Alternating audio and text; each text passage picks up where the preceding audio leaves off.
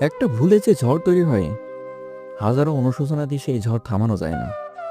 প্রথমে হয়তো মনে হয় সামান্য, কিন্তু সেই ঝড়ের প্রতিটা ঝাপটায় ভেঙে পড়ে বিশ্বাস, সম্পর্ক, স্বপ্ন।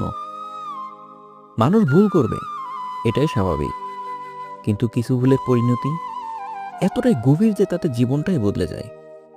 হাজারো অনুশোচনা, ক্ষমা প্রার্থনা, অনুতাপ সবকিছু যেন তুচ্ছ মনে হয়, কারণ ক্ষতি যা হওয়ার তা তো হয়েই গেছে।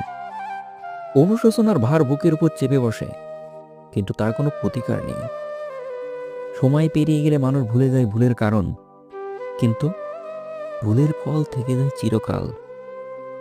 মনের ভিতর সেই ভুলের ছায়া রয়ে যায়, যা চোখের সামনে প্রতিনিয়ত ভেসে ওঠে। শুধু যদি একটু সময়ের জন্য পিছনে ফিরে যাওয়া যেত, ভুলটা শুধরে নেওয়া যেত।